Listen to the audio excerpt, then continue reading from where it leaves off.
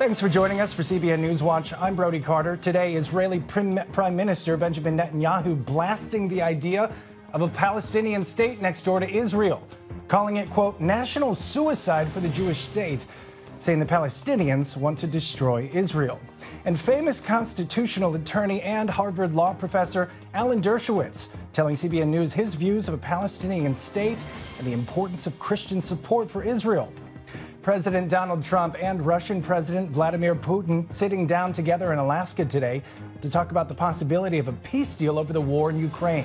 We'll hear what both leaders had to say ahead of that meeting. And in one of Islam's most sacred cities with only a tiny population of Christians, they're laying hands, that is, on the sick, witnessing miracles and seeing Jesus in dreams. We'll bring you their story from Uzbekistan, those stories and more today on NewsWatch. This is CBN NewsWatch. We begin in Israel, where Prime Minister Benjamin Netanyahu is pushing back against international pressure for a Palestinian state, calling it, quote, an act of suicide.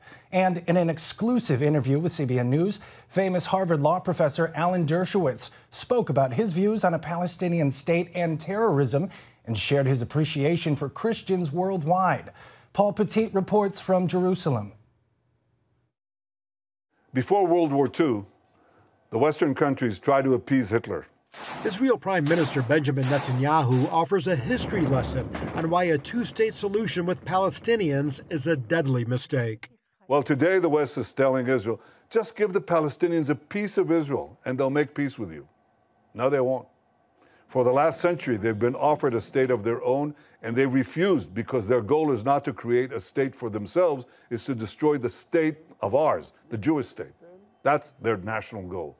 So we're not going to commit national suicide. The Prime Minister refuses to bow to critics, including a controversial plan to build thousands of homes for Israelis on the West Bank, a move that buries that idea of a Palestinian state and is drawing fire from the UN, which claims it violates international law. Anyone who tries to today in the world to recognize a Palestinian state will receive an answer from us on the ground, in the facts of houses, in the facts of neighborhoods, roads, and more Jewish families building lives.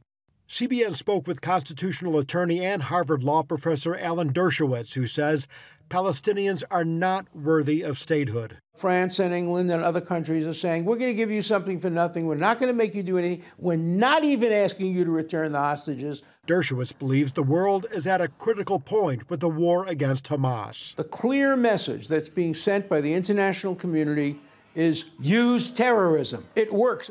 And that message has dangerous implications. The Bible commands human beings to exercise their free will. I have placed before you the choice between life and death, between blessing and curse. Therefore, choose life. And Hamas has chosen death.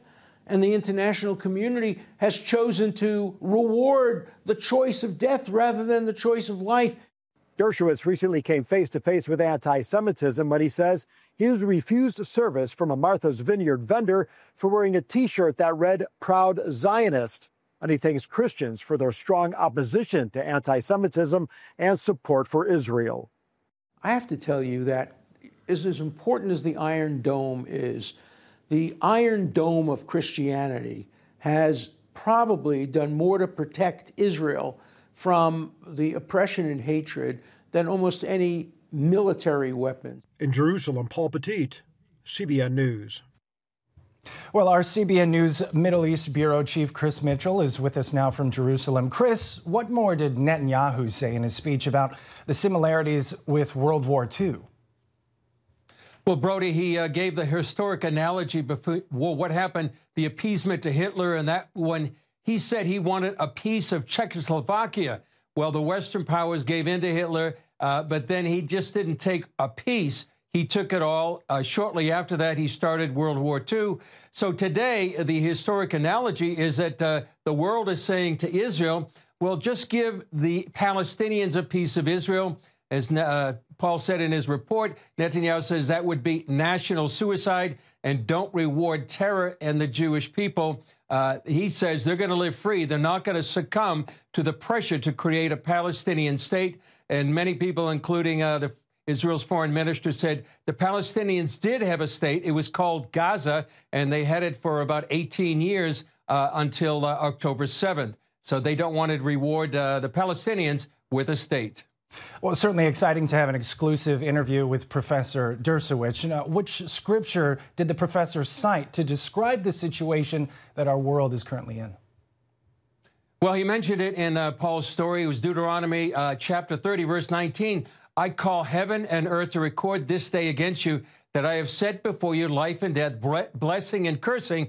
Therefore, choose life that both you and your seed may live. So that's what Dershowitz was saying. And he really says that right now the Western civilization, the Western countries are at an inflection point in U.S. and world history that really may determine which way nations go. They will choose life or death. They'll choose Hamas or they're going to choose Israel. And so the message he's saying is that if you support Hamas, you're saying that terror works like October 7th. And just like the appeasement Netanyahu referred to before World War II and the West caving into Hitler, is that make sure that these Western nations will choose Judeo-Christian values and not support terrorism. It's really a choice of life and death right now, Brody. Of course, Chris. And Professor Dershowitz also told CBN News the support of Christians, it couldn't be more important for Israel. Does the Israeli government believe that as well? Yeah, I believe they do, Brody. Netanyahu has mentioned that many times, and he says that Christian Zionists actually helped build the modern state of Israel. Christian Zionism is not just a modern phenomenon, but it goes back several hundred years. Right now, after October 7th, when Israel and the Jews worldwide are feeling alone and isolated, they see an increase of anti-Semitic attacks. I mean, you saw a horrific one just the other day in Canada. And yet, on the other hand, as Professor Dershowitz was saying, they see a rise of supportive Christians around the world. They deeply appreciate that support. And as Dershowitz says, makes a great analogy that evangelical Christians and Christian support for Israel is an iron dome for the Jewish people at this time. And I know many people have looked at the analogy in the 1930s. Sadly, much of the church did not support the Jewish people, but many people believe there'll be a different story at this time when the Jews and Israel face another crisis like they did in the 1930s. Well, it looks like Israel's moving ahead with plans for new buildings in an area east of Jerusalem. What can you tell us about it, and why is it so significant, Chris? Well, it's significant because it prevents the possibility on the ground of a contiguous Palestinian state between south and north. And that's why Finance Minister Smotrich was saying that this decision really buries the idea of a Palestinian state. This idea has been proposed for many years, about 20 years or more. It's been delayed because of international pressure. But why now to make the decision? It sends a message to those countries that are calling for a Palestinian state. That would include the UK, Canada, and France. And they're calling that perhaps at the UN General Assembly next month. So Smotrich is saying it's not documents or declarations, but it's going to be facts on the ground, homes, neighborhoods, roads, and Jewish families that are going to make the difference. And the power is really not at the UN or Western countries, but it comes from the Knesset. And just to add, Smotrich is calling on Netanyahu to declare sovereignty over Judea and Samaria. And you'd mentioned the historical context there, Chris. 20 years ago, Israel pulled out of Gaza. Is there any connection between that and October 7th? Well, Brody, many say there's a direct connection between the disengagement. 20 years ago, there were 21 Jewish communities in Gaza, about 9,000 Jews. We were there. CBN News was there reporting on what's called the disengagement to unilaterally pull out of Gaza. The idea was that if there's no friction between the Israelis and Arabs in Gaza, there'd be peace. And they went ahead and destroyed all those communities. Instead of peace, there was war. The Palestinian Authority took over. 2 years later, Hamas overthrew the PA. And then they began to build the biggest terror base in the world. Hamas felt the disengagement was not a token of peace, but weakness on their part. It emboldened them, and then they prepared to destroy Israel. October 7th was the result.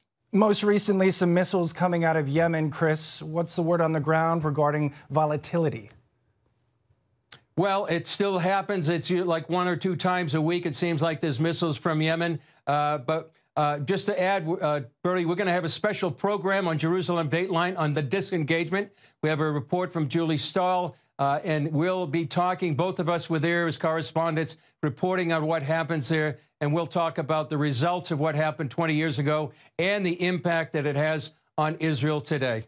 I'm definitely looking forward to that newest episode of Jerusalem Dateline. Chris Mitchell, our Middle East Bureau Chief, thank you so much. Thanks for your insights, and we'll look forward to hearing from you again in the coming days.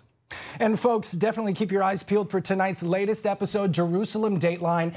It airs at 8 p.m. Eastern on the CBN News channel. You can also watch on the CBN News app or on YouTube. Coming up, all eyes on Alaska. President Trump, Russian President Vladimir Putin meeting face-to-face, talking a possible peace deal in the war in Ukraine. Trump hoping to reach an agreement, but acknowledging those talks could fail. What both leaders have to say when we come back. President Trump is meeting face-to-face with Russian President Vladimir Putin today. Each leader has laid the groundwork for the high-stakes summit in Anchorage, Alaska. Putin praising Trump for his efforts to bring about peace in Ukraine. President Trump says he believes Putin will make a deal, but also admits the talks could fail. Washington correspondent Jenna Browder has this story. The day is here. President Trump and Vladimir Putin meeting face-to-face in Anchorage, Alaska. The goal, to bring warring Russia and Ukraine together and usher an end to the years-long conflict. On the eve of the summit, both men set the stage. Putin praising Trump for his energetic and sincere efforts to stop the hostilities and reach agreements. He also said the meeting could include discussions on a potential nuclear arms deal. In Washington, President Trump not ruling out that topic, but saying his focus is on ending the war. I think that President Putin would like to see a deal. I think if I weren't president, he would take over all of Ukraine. But I am president, and he's not going to mess around with me. However, he believes there's a 25% chance these talks could fail. If that happens, he's promised severe consequences for the Kremlin. Ukrainian President Volodymyr Zelensky is not invited to the meeting. He believes Putin is bluffing, as Russian forces are pushing to gain more territory in Ukraine ahead of any agreement. President Trump hopes this meeting will lead to another, including both sides in the days ahead. All I want to do is set the table for the next meeting, which should happen shortly. I'd like to see it happen very quickly, very shortly after this meeting. I'd like to see it actually happen maybe in Alaska, where we just stay because it's so much easier. President Trump left Washington, D.C. early this morning. The meeting is later this afternoon at a U.S. military base, followed by a bilateral lunch and a joint news conference. Jenna Browder, CBN News. Still ahead, in a land with ancient roots where Christians make up less than 0.3% of the population, they're laying hands on the sick, witnessing miracles, and seeing Jesus in dreams. We'll show you how God is moving in Uzbekistan right after this.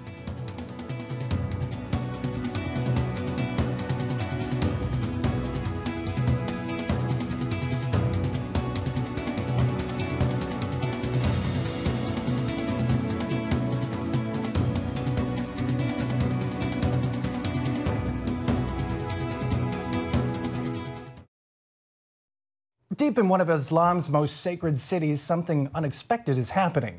Beyond ancient walls and centuries-old mosques, a quiet yet bold Christian movement is growing. It's hidden in homes with whispered prayers and fueled by dreams of Jesus. George Thomas has more from Bukhara, Uzbekistan.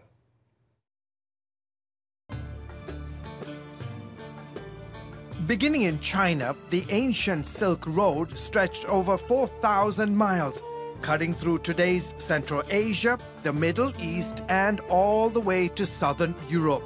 Sitting at the crossroads of this legendary route was the city of Bukhara, in what is now Uzbekistan. And not just goods like silk and spices passed through here.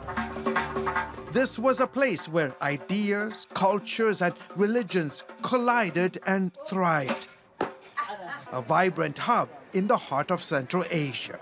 Bukhara is an amazing city, beautiful people. It's a very historical place, over 2,000 years old, and is very important to our people. Uzbekistan, once part of the former Soviet Union, shares borders with Kazakhstan, Turkmenistan, Afghanistan, Tajikistan, and Kyrgyzstan. Islam is deeply rooted here, woven into the nation's identity and culture. At the spiritual heart of the country lies Bukhara, long considered the most significant Islamic city in Central Asia. It's also home to the region's oldest mosque. Historically, Bukhara served as a major center for the spread of Islam all throughout Central Asia through its various religious schools known as madrasas and its majestic mosques, drawing students from around the world. While Islam is the dominant faith here, a tiny fraction of the population, less than 0.3%, is evangelical Christian. In Uzbekistan, it's difficult to provide systematic education for Christian leaders of any denomination. However, in recent years, thanks to the current government in Uzbekistan, we've seen a noticeable openness, significant progress and potential. Rakuba's organization, Mission Eurasia, has been training and equipping a new generation of Uzbek Christian leaders through a unique education program. School Without Walls is an informal approach to education. We don't have classrooms, we don't have registration lists, we don't have certificates or academic scholars. What we do have is a living faith, deep experience, strong desire, and a growing number of young Christians, future leaders, who are eager to be trained, equipped to gain missiological strategic ideas for how to reach their nation for Jesus. Last year, Mission Eurasia brought hundreds of passionate young Christian professionals here, committed to making a difference in their communities. Paul, an Uzbek leader here, sees this all as part of a larger shift. We are experiencing amazing changes today in Uzbekistan, and it all started several years ago with the new government. In 2016, Uzbeks went to the polls and elected President Shafkat. And since then, he has modernized this entire country. In fact, here in the capital city, this is known as the New Tashkent. Christians of this country also credit him for bringing greater religious freedom. A local pastor says Shafkat's reforms led to more churches receiving legal permits than ever before. Today, many Uzbeks are open to hearing about Jesus. They have open hearts. They want to read the Word of God. They are asking us to pray for them. They ask us to visit them in their homes. Worship pastor Alex leads 3 small house churches in Bukhara. He says music has been key to their growth. We are witnessing how God is miraculously touching people's lives. We get invited into their homes. We sit on the floor, have tea, share a meal. Then we start singing and explaining how Jesus touched our lives. Muslims then open up and tell us how they have seen Jesus in their dreams. One person told me, "I didn't know who Jesus was, but I saw him in my dream. He showed me his hands, and I saw the nail-pierced prints of his palms and his feet. And he said, 'Come to me.'" Vitali leads another house church here in Bukhara. There are miracles of healing happening. When we lay hands on people, the Lord heals them. And we are very thankful for his powerful move. Pastor Timur Hakimov works closely with Mission Eurasia to disciple new Christian converts. Through this partnership, we teach new believers how to incorporate biblical principles in all areas of their lives. For example, how to raise a godly family, how to be a good father, a good mother, a godly husband, and to raise godly children. In the mountains outside the capital, we visited a house church where believers walk miles across rugged terrain just to break bread and fellowship together. In our gatherings, we have Uzbek, Kazakhs, Karakapak, Tajik, Russians, South Koreans, and other nationalities.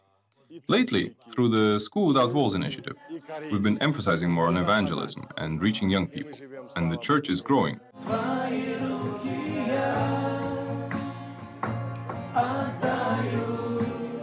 In a nation rooted in centuries of Islamic tradition, pastors here tell us that a quiet shift is underway, one house church at a time. For the believers here, it marks the start of a new chapter, one unfolding along the ancient path of the storied Silk Road. George Thomas, CBN News, Bukhara, Uzbekistan. Wonderful to see how God is on the move around the world. Stick around. We've got an encouraging word for your weekend. That's still ahead.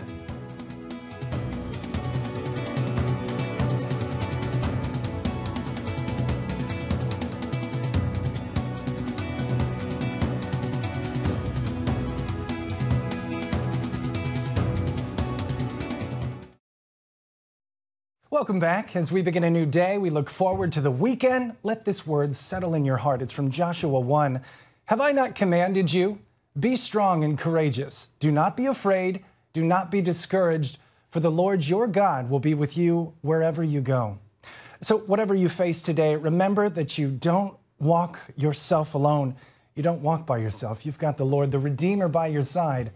And that's going to do it for us today on this edition of CBN NewsWatch. You can always find more of our news programming on the CBN News channel anytime or online with cbnnews.com. Tell us what you think by emailing newswatch@cbn.com. Have a great weekend.